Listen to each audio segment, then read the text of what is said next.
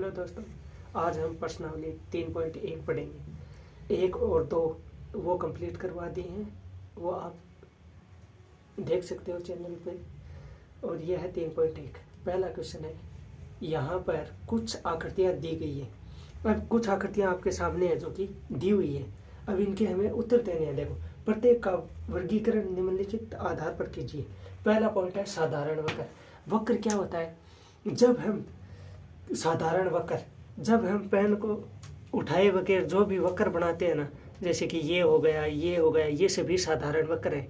और जिनमें जैसे कि ये बनाया, ये भी एक वक्र में ही आता है। और ये साधारण वक्र नहीं है वक्र, पर जिसमें पेन को उठाना पड़ जाए वो साधारण वक्र नहीं होता है। साधारण वक्र जो भी होता है, हम बिना पेन को उठाए जिस वक्र को बना सकते हैं उसे साधारण वक्र कहते हैं।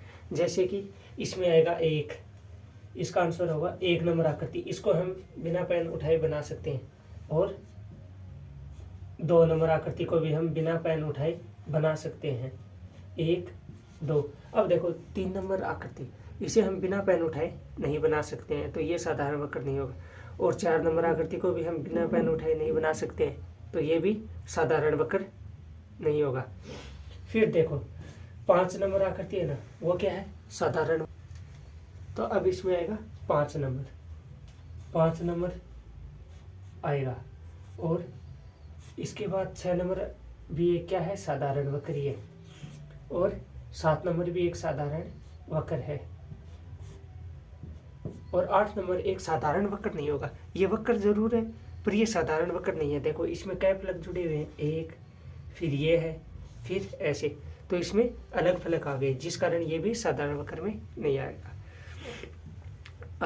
तो हमने पढ़ा साधारण वक्र। अब है साधारण बंद वक्र।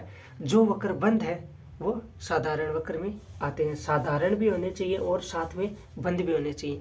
तो ये देखो, ये जितने भी साधारण वक्र हमने लिए हैं ना, 1, 2, 5, 6 और 7, ये सभी क्या है? बंद है। तो यही आंसर इसका होगा।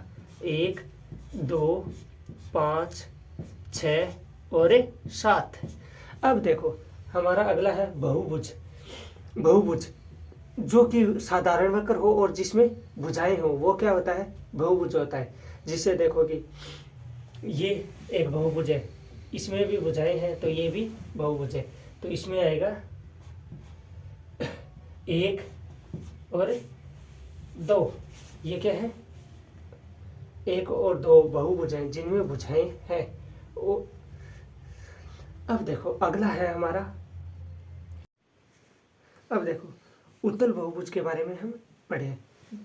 हमारा पॉइंट है उत्तल बहुभुज। तो उत्तल बहुभुज क्या होते हैं? जिसके कोणे बाहर की तरफ हो या फिर उसके आंतरिक कोण 180 से कम हो। एक कोण 180 से कम हो, ज़्यादा न हो। तो अब देखो ये उत्तल बहुभुज में आएगा 2 नंबर आकृति। क्यों? क्योंकि इसके सभी कोण बाहर की तरफ है और अंदर के सभी कोण है ना, ये क्या है? न्यून कोण बने हुए हैं। अब हमारा आता है अवतल बहुभुज। अवतल बहुभुज में क्या होते हैं कि उसमें कोई ना कोई कोण एक अंदर की तरफ कोण होता है। जैसे कि 1 नंबर आकृति है, इसमें ये कोण, ये कोण और ये कोण, ये कोण, ये तो बाहर की तरफ है पर ये अंदर की तरफ है। तो अंदर की तरफ है तो ये कोण भी 180 से ज़्यादा है। देखो यहाँ से यहाँ तक का ये कोण 180 से ज़्यादा हो गया। तो इसमें दोनों ही परिभाषाएं हैं, इसमें कोण भी वैसे है और ये अंदर की तरफ भी है। तो इसमें आएगा 1 नंबर। अब हम करेंगे अगला क्वेश्चन। अब हमारा 2 का क्वेश्चन है, समबहुभुज क्या है? एक समबहुभुज का नाम बताइए जो हमें दिए हुए हैं। देखो, एक 3 भुजाओं वाला, एक 4 भुजाओं वाला, एक 6 भुजाओं वाला। अब हमें ये समझना है कि समबहुभुज क्या होता है। तो मैंने इसकी परिभाषा पहले ही लिख दी है। देखो, जिस बहुभुज की सभी भुजाएं तथा सभी कोण समान हो उसे हम समबहुभुज कहते हैं। तो देखो पहले पॉइंट का आंसर देखते हैं हम। पहला पॉइंट है हमारे पास 3 भुजा, 3 भुजाएं। देखो 3 भुजाओं से क्या होता है? सम त्रिभुज। देखो हमें पूछा हुआ है सम बहुभुज का नाम बताना है, तो सम में 3 भुजाओं से सम त्रिभुज होता है। 3 भुजाओं से मिलकर बनता है सम त्रिभुज।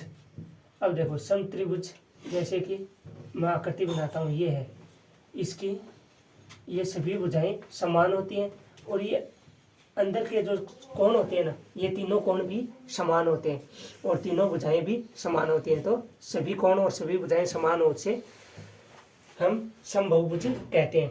2 नंबर पॉइंट है हमारे पास, देखो 4 भुजाएं, 4 भुजाएं,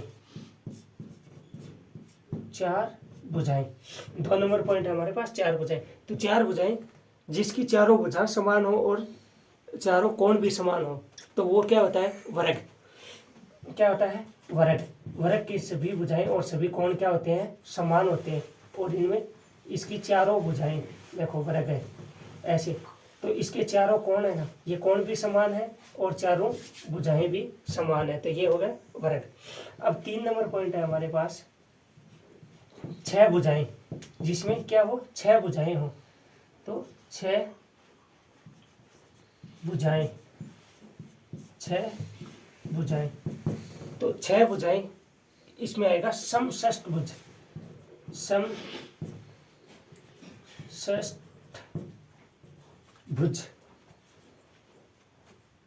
षष्ठभुज, समषष्ठभुज। देखो ये कैसे, एक